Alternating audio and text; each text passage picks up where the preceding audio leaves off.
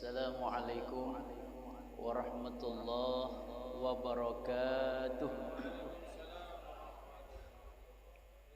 Ulun ulangi ya, belum semangat ya. Bapak Ibu semangat. Assalamualaikum warahmatullahi wabarakatuh.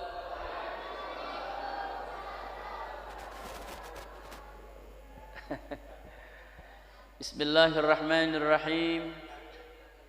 Alhamdulillahi rabbil alamin. Wassalatu wassalamu ala asyrafil anbiya'i wal mursalin wa ala alihi wa sahbihi ajma'in. Amma ba'd.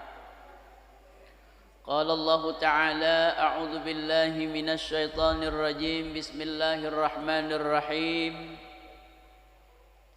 Inna hadzal qur'ana yahdi lillati hiya aqwam ila akhiril ayat.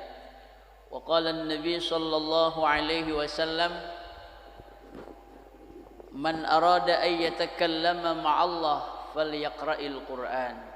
Shadaqallahul azim wa sadaqa rasuluhun nabiyul karim. Yang ulun sangat muliakan para alim ulama, guru-guru agama yang hadir di kesempatan Qiyamul Lail dan salat Isya berjamaah Masjid Miftahul Jannah Sangkuriman, Pasir Belengkong, kecamatannya. Dan malam hari ini kita telah berada atau memasuki malam yang ke-16 daripada Ramadan tahun ini 1444 Hijriah. Segenap Bapak Ibu jamaah salat Isya dan tarawih Masjid Miftahul Jannah yang kami muliakan dan dimuliakan Allah Subhanahu wa taala. Pertama-tama kita memuji Allah Subhanahu wa taala dengan ucapan alhamdulillah atas segala nikmat karunia Allah yang tak terhingga kepada kita. Di antara nikmat yang sangat penting kita syukuri adalah panjang umur, sehat walafiat, dilengkapi dengan taufik hidayah, sehingga tiga nikmat itu menyebabkan kita bisa hadir di masjid rumahnya Allah yang suci dan mulia malam hari ini, malam ke-16 Ramadan tahun ini. Sekali lagi kita bersyukur kepada Allah dengan mengucap alhamdulillah. Kemudian salawat dan salam kita haturkan kepada junjungan kita Nabi besar Muhammad sallallahu alaihi wasallam. Sudah sewajarnya kita selalu bersalawat kepada Nabi, karena Allah memerintahkan, Allah sendiri pun bersalawat, dan Allah memerintah kepada orang-orang beriman untuk selalu bersalawat. Kenapa? Sebagai tanda syukur kita atas perjuangan pengorbanan Nabi membawa iman, membawa Islam sampai kepada dada kita, sehingga kita menjadi pribadi diri yang Islam dan beriman kepada Allah Subhanahu wa ta'ala. Kemudian selanjutnya kami ini pertama mengucapkan terima kasih kepada segenap pengurus Masjid Miftahul Jannah yang telah menerima kedatangan kami bersafari Ramadan, kelompok Ibqah, Ikatan Persaudaraan Qari Qari'ah Hafizah Kabupaten Pasir. Ini rutin ya, sudah kami laksanakan sejak Ramadan tahun yang lalu. Tahun ini tahun kedua nih ya. Terbentuknya Ibqah ya, dilaksanakan. Alhamdulillah di sini malam ini perdana ya Pak Masdar ya. Mudah-mudahan bisa istiqomah rutin tiap tahun ya. Mudah-mudahan ya, mudah-mudahan panjang umur, sehat wal afiat. Kemudian permohonan maaf juga sekiranya mungkin kedatangan kami membuat pian terganggu membuat pian repot tadi, buka bersama, ada makan malamnya juga ya. Minta maaf yang sedalam-dalamnya. Mudah-mudahan kebaikan-kebaikan pian yang telah pian berikan kepada kami tadi semacam pelayanan, penerimaan, mudah-mudahan Allah balas dengan pahala yang berlipat ganda. Apalagi ini Ramadan, penuh bulan keberkahan, bulan yang dimana diturunkannya Al-Quran, bulan terjadinya Lailatul Qadar, bulan yang sangat banyak di dalamnya muatan-muatan kebaikan Allah Subhanahu wa taala, khususnya kepada kita umat Nabi Muhammad sallallahu alaihi wasallam.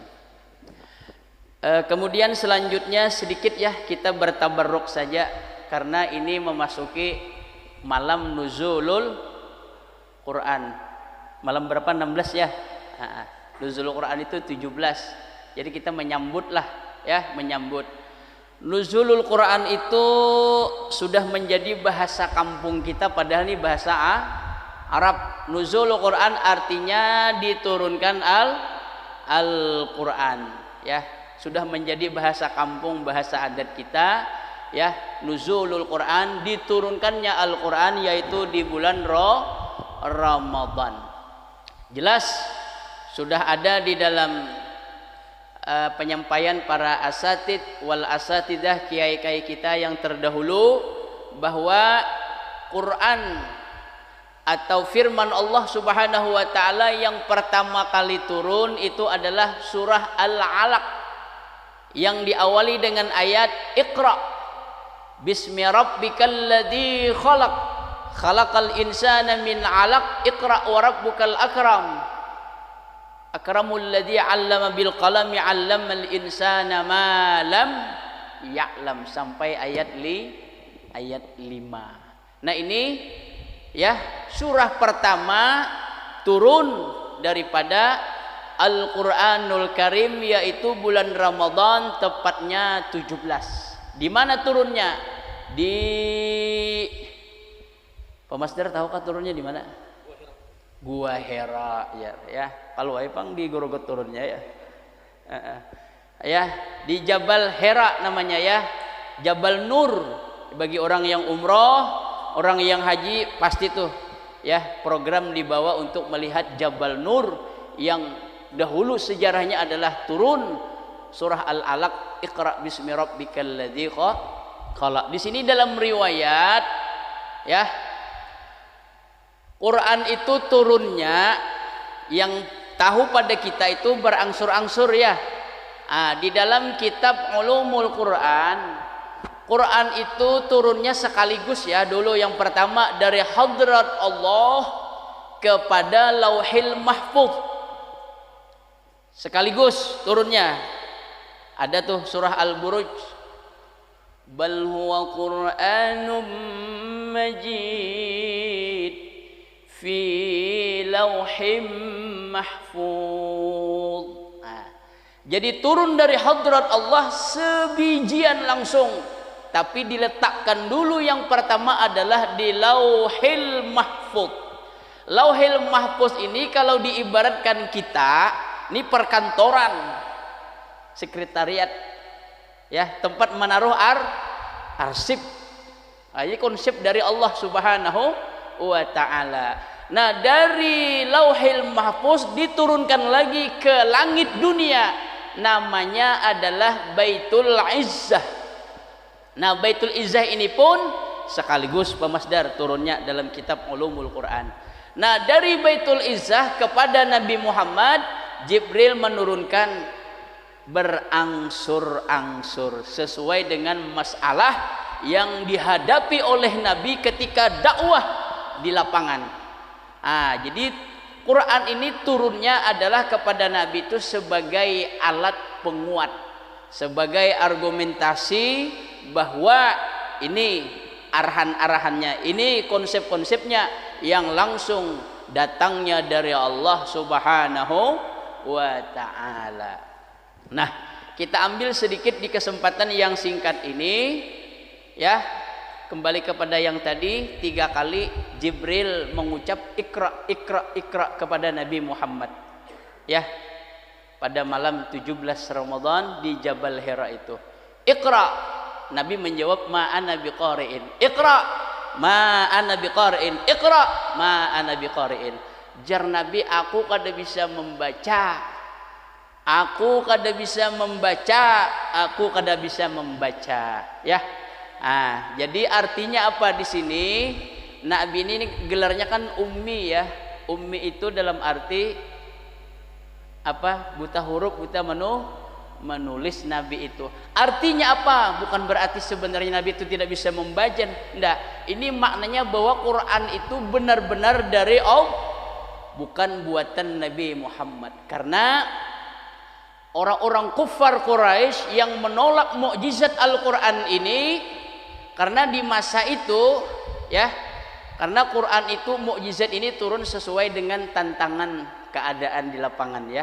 Karena di zaman Nabi ini kan ahli-ahli sastra, ahli-ahli pujangga yang menguasai bahasa Arab yang indah, menguasai bahasa Arab, istilah bahasa kami di Banjar tuh pintar maulah pantun, pintar maulah apa namanya, puisi ya.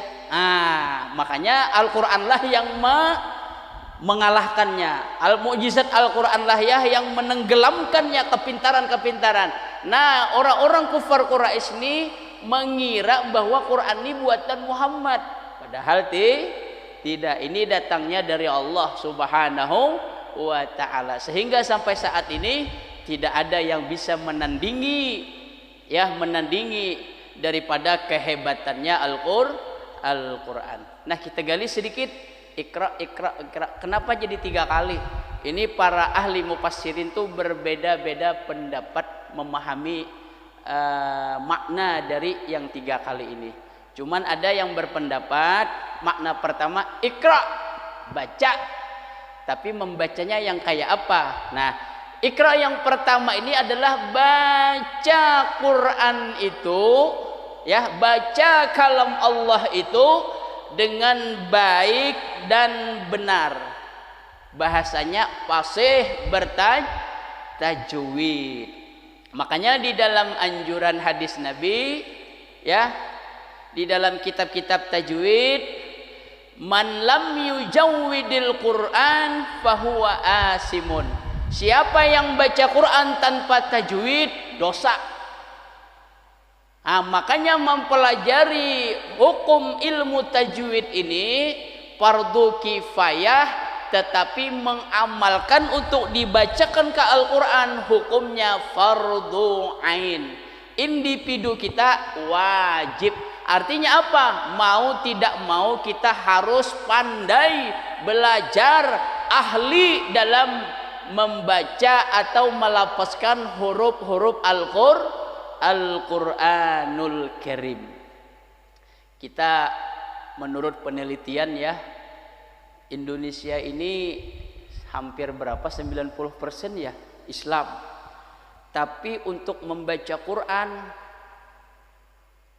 hanya kurang lebih berapa persen ya? Masih jauh dari mayoritas jumlah kita. Artinya apa? Banyak orang-orang Islam yang belum ahli, belum pandai, belum benar membaca Al-Quranul Karim. Oleh karena itu, di kesempatan safari Ibqah Ramadan kali ini di sini kami mengaitkan ada penampilan nanti dari peserta kori-kori yang sudah juara kabupaten, yang siap mewakili ke Provinsi Kalimantan Timur nanti bulan Mei, kalau tidak salah tanggal 7 tuh di Balikpapan.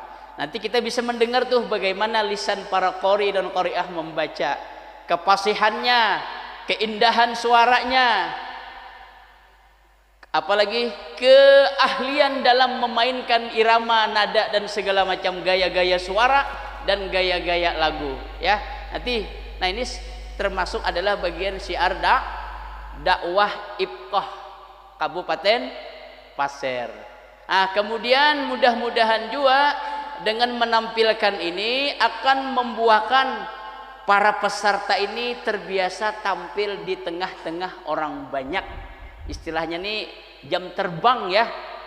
Jadi nanti ketika tampil di panggung di hadapan dewan hakim dia tidak gugup lagi, ya, tidak salah tingkah lagi. Kenapa? Udah biasa. Ini sekaligus latihan ya. Nah, kemudian ini juga sekaligus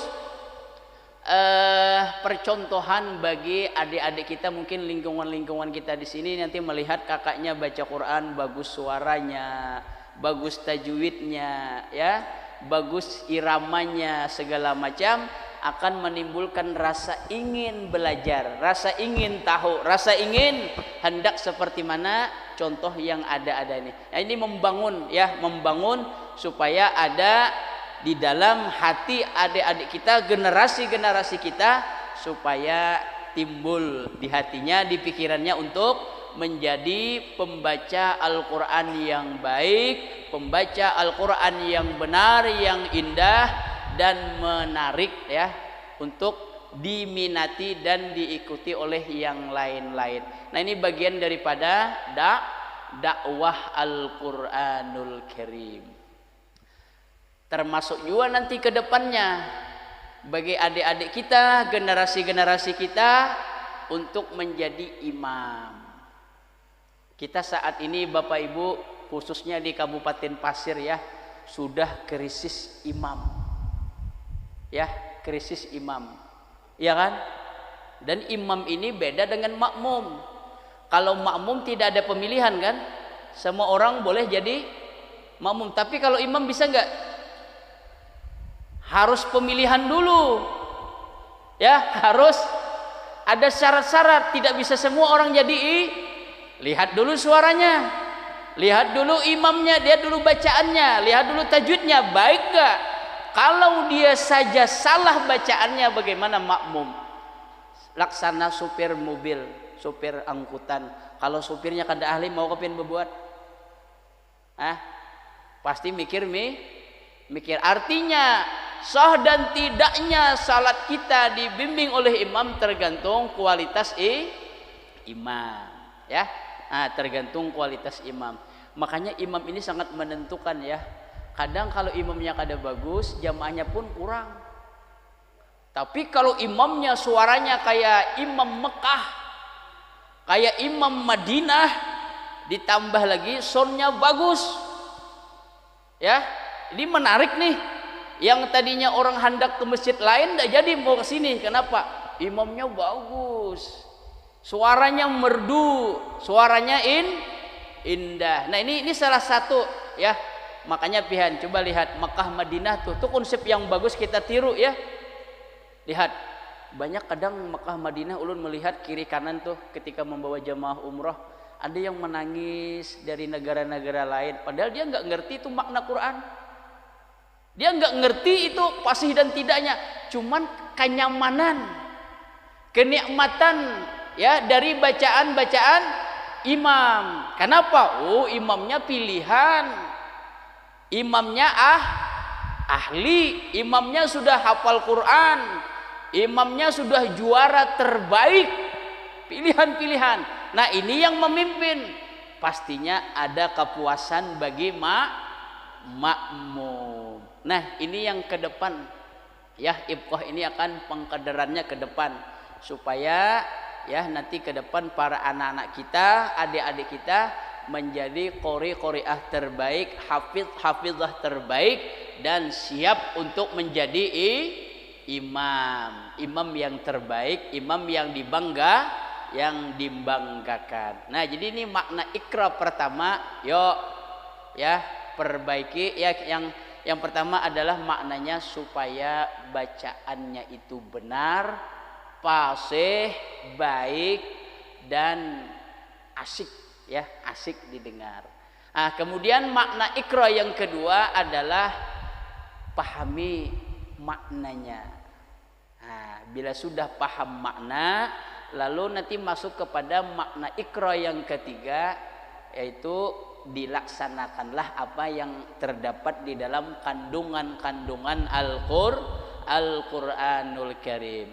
Nah, termasuk ini memahami konsep kita, ya. Biasanya nih kita hendak Ramadan ini apa ya yang perlu dipersiapkan, yaitu mengeluarkan zakat, Ada yang namanya zakat fitrah, ada yang namanya lagi zakat harta. Di sini sudah masuklah program Basnas, Pasir, pengurus masjid belum ya? Kemarin waktu rapat di Kemenak udah dihadir ya? Udah ada undangan ya? Kami dari Longkali kemarin hadir, saya mewakili Longkali ya. Sekarang Basnas Pasir kita luar biasa nih gerakannya ya. Jadi kami mungkin menghimbau juga ini ya kepada kita semua, yuk zakat fitrah, yuk zakat harta ya dikelola oleh masing-masing OPZ masjid atau musalla atau kiai ustadz yang ada di wilayahnya, tapi terhubung kepada Basnas kita yang merupakan adalah resmi ya, resmi, yaitu pembentukannya dari pemerintah yang nanti disalurkan lagi kepada yang berhak menerima dari asnaf-asnaf yang 8 ya, yang golongan 8. Tentunya itu ada yang sifatnya individu, ada yang produktif. Yang produktif ini yang kita harap nih ya, artinya memberikan kepada yang mustahik ya, yang mustahik yang menerima. Nanti yang menerima ini tahun depan dia tidak lagi meminta, malahan dia mengeluarkan zakat. Ini namanya produktif ya. Artinya dari zakat-zakat itu kita membangun nilai-nilai ekonomi kabupaten kita, ekonomi negara kita, supaya dari zakat inilah memberantas kemiskinan, memberantas kefakiran, sehingga nanti semakin minimal sehingga mencapai kita kepada kesejahteraan masyarakat. Nah, ini dalam Al-Qur'an ada tuh. Nah, ini kan pemahaman-pemahaman nanti di situ ya. Innamas sadaqat lil fuqara'i wal masakin, sampai itu. Ini surah At-Taubah.